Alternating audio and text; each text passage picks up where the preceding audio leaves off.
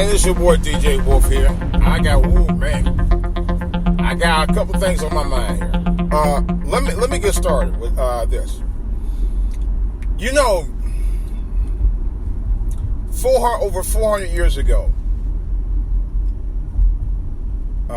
there was something called slavery that got started as a way where people who discovered a new land, who left England to go to this other land where there are nothing but native Indians that were there, and they took over that land, or a section of it anyway. So there's a lot of harvesting, a lot of planting. They wanted to grow. They wanted to build into a new frontier, a new country. So they found there was a way to get cheap labor in the form of slavery. So they went over to Africa and other countries of the like, and they went and got several thousands of natives from tribes that were willing to sell out their own people. Okay? Yes, I'm going somewhere with this. So, and eventually they were taken against their own will, kidnapped, and brought over to the new country to work for the white man against their own will. Chained like dogs and sailed for thousands of miles before they got to the new country, just so they could be bondage for generations, for centuries of servitude to another race against their own will. Stay with me. Because those are the people that eventually became African Americans in the new world known as the United States of America. Those same people, for generations, couldn't read. It was illegal for them to read, to have knowledge, to have any kind of power. It was legal for them to have freedom, to be able to go to bed when they want to be able to wake up when they want to, work for who they want to. Because they were enslaved,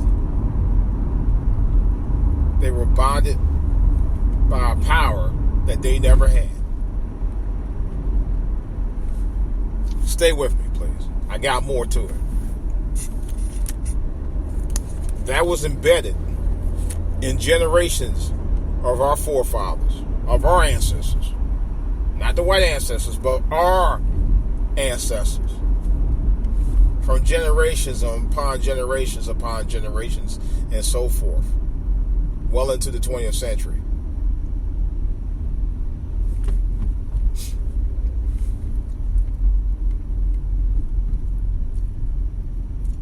Flash to 2016. You have two candidates. Hillary Rodham Clinton on the Democratic side and Donald J. Trump on the Republican side, who, by the way, used to be a Democrat. Not sure what happened. Anywho, the reason why I mentioned both candidates by name, because you really don't have but these two candidates to choose from, which is starkly shocking to me. In 2016, this is the best you could come up with.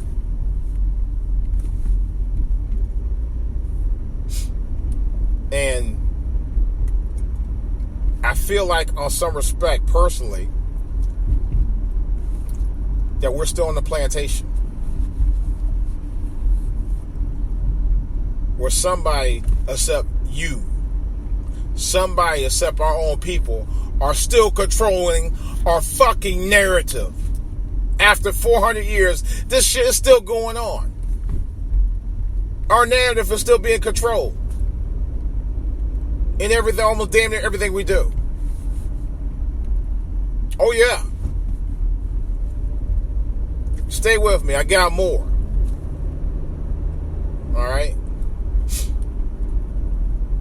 Our generations that we're able to have the freedoms of choice of doing the things that everybody else does, they didn't prepare the generations of today to deal with this kind of bullshit. Mainly because they didn't teach black history in school. That's a known fact. We didn't push for it. Alright? To this day, my own son, who's now 24, still, even I think throughout his college years, I had to tell him, I said, dude, get some books on black history and read yourself from a library someplace. Because they're not going to tell you.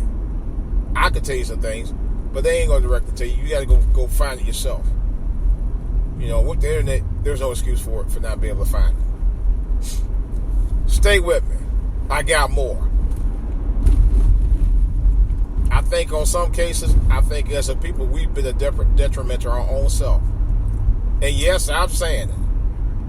You can tell them DJ Wolf said it, because I'm saying it's true. You know, you got your own people who go against you just because you're trying to do right, which is also called crab in a barrel mentality, where everybody's trying to climb out and everybody's and other people are trying to throw other people under the bus. That's kind of what it means to me in terms of what a crab in a bucket mentality is. All right, stay with me. I got more. So today, I got two stories, two follow-ups. One is a major follow-up. Remember, there was something I talked about earlier. In fact, I don't even know if I even posted it or not yet, but I'm talking about it now. Where I was talking about how our narrative is going to be in control. It's still being controlled after 400 years. Through slavery on up to now. There was published reports today regarding the death of the young man. I found he was 40 years old, actually, in Tulsa. Terrence Crutchfield. Well, anyway, he, according to published reports, the officer or the police claim that they found PCP in his car. Now, that's, to me, it's a misnomer. And I'm going to tell you why. They're using it as an excuse to claim that they had a reason to shoot in self-defense, which is a bunch of bullshit. For a number of reasons. Number one, didn't matter if he was high or not, which he was not. From the video that I saw, okay, he didn't act any more erratic than people who I see who actually are acting erratic when they do. Okay, it looked like a very routine thing to me. I saw the entire video. At least apart from where he walked towards his car and got ultimately was shot. Number two, they say he was trying to get something out of his pocket, you know, and they thought it might have been a gun. But you got 4 officers around there. You want to tell me the worst case situation was have him move away from the car, give me the keys, and I can open up the door for you, and we can see if we can start the car? Because that was the whole thing. He called to get help for assistance to get his car started so he can get home from college. Right? The other thing is, there also was from published reports saying that he tried to get in the car to get something, obtain something through the car window. The car window was rolled up. Benjamin Crump showed that today. I saw that myself. Okay? He showed the picture of the front window, of the front driver's side window. It was rolled up. Alright? So he wasn't trying to lunge for anything inside the car through the window. That's a bunch of bullshit too. Alright? But the thing that struck me was the narrative I thought they were going to try to pull. That, he was high and acting erratic. And then they said they found PCP in the car. And here's the other narrative they're trying to control. Because they found out that he had got busted for doing it, drugs, and he did 4 years. I'm trying to figure out how you get 4 years for doing PCP. That's another whole story. Yeah. Mm-hmm. He spent 4 years in jail for a drug charge. Alright. Still has nothing to do with why he was shot. But then again, they're trying to control the narrative. They're trying to put in your mind that he was a bad dude. Just like they said, the two guys who was in the helicopter, two cops, one of them was married to the officer who shot the guy. But anyway, and you kept hearing them referencing to that. So they already knew what they were planning on doing. It was obvious. They were planning on putting a narrative to set the course of events. This was a setup, ladies and gentlemen. No doubt in my mind. They were trying to set him up for failure from the get-go, and they know it. Because they already knew that he had a prior. Okay? They already said in the helicopter, he might be high. He's a big, it looked like a big bad dude to me. You know? And then the other thing was mentioned about taking him down with the taser. Oh, yeah. That was all mentioned the whole time. This was already set in motion to set this brother up and kill him. They had every intention on doing it, and that's what they did. The facts was right there in the video, beyond a reasonable doubt. They killed him. They murdered him. Yeah, I'm saying it. They did. They killed that brother. And it was a setup. That I am saying. Now, to talk about another narrative. Why? Donald Trump, on his ever-loving quest to try to, number one, convince black people, I love the blacks. I'm so in love with you. Okay? And at the same token, this motherfucker, all of a sudden, he got the feeling to get the Holy Ghost in the black churches. All of a sudden. Woo! Yeah, this dude.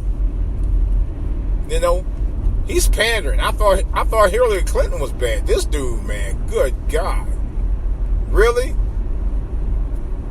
He's a super pander. He really is. Let me tell you where he went to this time. And stay with me because I got more on this one. Since he's so concerned about black people, he went to a church, I think it was Spirit of Hope or something like that. The name escaped me. I know it's Spirit something in Cleveland Heights. I'll get the story on it later. Cleveland Heights, which is about maybe less than 10 minutes from my house, from where I actually grew up at in Glenville, in Cleveland. All right? I know Cleveland Heights very well. It was one of my main hangouts when I was a kid. You know, the nearest mall was right out there, so. And I used to catch the bus out there. But that's another story. But anyway, he was at this church in Cleveland Heights. Okay? Now, Cleveland Heights is kind of like middle class to slightly upper middle class. Or at least it was back in the day. It's still kind of like middle class right now. Okay, in the suburb. All right. So I'm thinking initially he went to another black church like what he went to in Detroit, but I don't know what part of Detroit he was in, so I can't speak on that. Donald Trump categorically chooses the specific churches that he goes to. I noticed that. He don't go to the poorest sections of the communities to try to pander himself off, because he know niggas ain't gonna put up with that bullshit. Okay, he go to them sections where people like Omarosa would hang out in. Okay, I know this. All right, because she too bougie for all that. But that's another story. I'll talk about her another time. But stay with me. I got more. Okay, and he strategically chooses the pastors he want to deal with. Remember Mark Barnes? He was a total farce. He really was. But that's but anyway, speaking of farces. So anyway, he was Donald Trump was being introduced by none other than, I hate to say it, Cleveland's own Don King. Okay, you remember Don King with the crown on his head that looked like buckwheat, but grayed out. Yeah, that dude. Famous boxing promoter / crook. Career criminal, I would say, in the boxing world too. Did you know that Don King was pardoned for a murder he committed in 1966? He was pardoned. He got out. He actually served 5 of 20 year sentence, and he was released in 1972. I just found out that out today. I know he was released in the early 70s. He became a promoter right behind that. So anyway, I was reading that he officially got pardoned by then Governor James Rhodes, right? In 1983. Matter of fact, I was finishing high school that year. Anyway, so, and I think I remember that. He had got the support from people like, this would shock me, Jesse Jackson, Coretta Scott King, who else? The former Indians owner, somebody, Art Modell, who owned the Browns, Gabe, what's his name, and there was a couple other people, I can't think of the name, escapes me. But yeah, he had some prominent people that got him off, to help him get off. Yeah. Why? At the time, I had to look it up. I had to do a little research on it. So, but yeah. But in any case, Don King was given the dubious distinction to introduce Donald Trump at the church. Okay. Now, as you know, Don King himself, Nat King Cole was what I used to call him. We used to call him back in the day. And he, like Donald Trump, is so, quote-unquote, pro-American. And I was looking at myself, I was looking at the pictures of them two standing together. He holding his arm up like he just won a boxing match. Holding up the arm of Donald Trump like he won a boxing match. And I'm thinking, the two biggest crooks in America that have ripped off more people than a little bit. Don King ripped off dozens of boxers for years. Many boxers. If I'm not mistaken, I think he was a former promoter of Sugar Ray Leonard. I think he ripped them off at one time too. But I can't confirm that. Well, we know what he did with Tyson. That's another story. But anyway, and Donald Trump, who's ripped off people himself, and even was involved in a discrimination lawsuit against him and his father from a housing development back in 1973. That's documented. On top of that, Donald Trump was involved with trying to get 5 innocent young black men who were falsely accused of rape executed. he took out an ad in, I think it was in the New York Times. One of the papers up in New York. Yeah, they say he spent a fortune on that to try to get those guys executed. Yep. So, anyway, Don King introduced Donald Trump, and I guess he blurred out that he called him his in. You know, when he referred to him.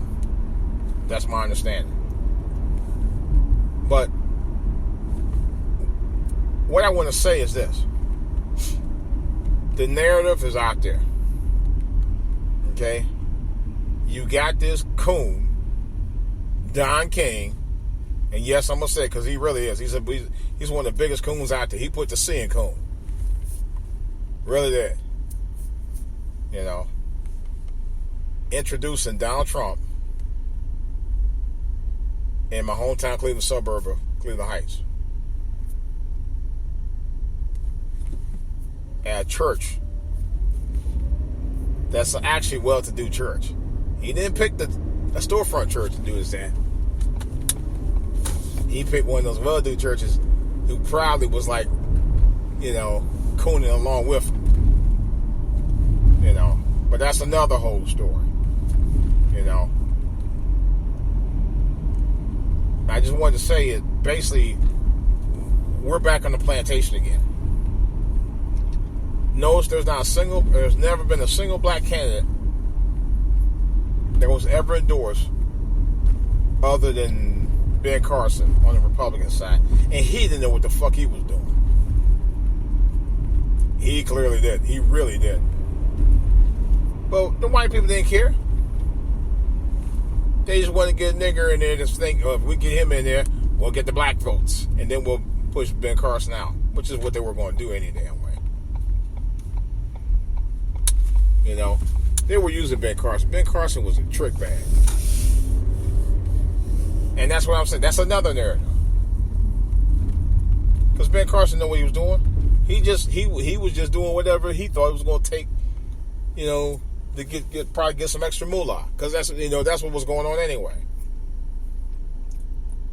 Politics is about money. Right? It's not so much about helping people as it is trying to get agendas through based on their agendas to try to make money. That's all it's ever been about. Politicians don't really give a fuck about people. They never did. And they still don't. That's on both sides of the house. You know, be a Democrat or a Republican. You know. But what's really sad that black people in this country, we didn't control shit 400 years ago, and we don't control shit now. We're still on the plantation, and until we can actually vote for our own self-interest and get our own candidates who really going to be about real deal change and get behind them, just like the gay people did with their candidates. Okay?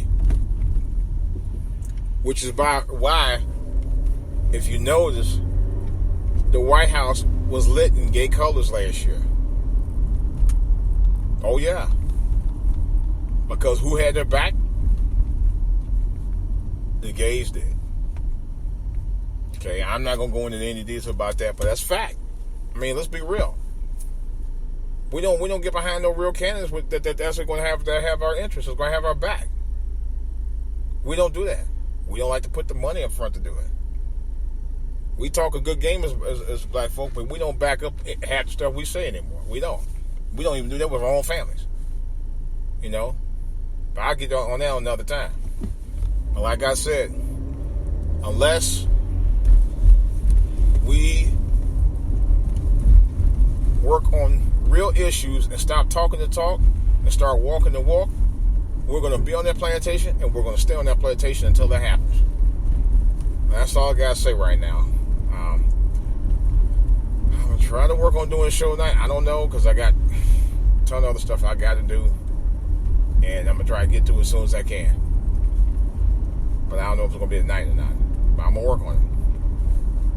I'm trying to fight this damn traffic. This is crazy. Really? Really?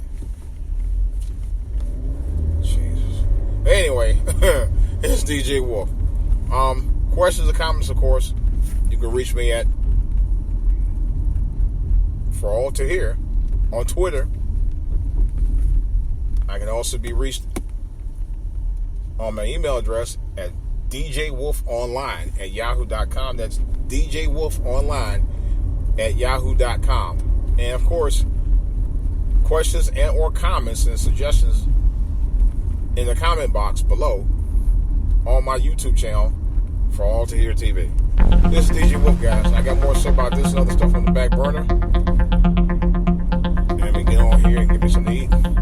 I'll talk to you guys later.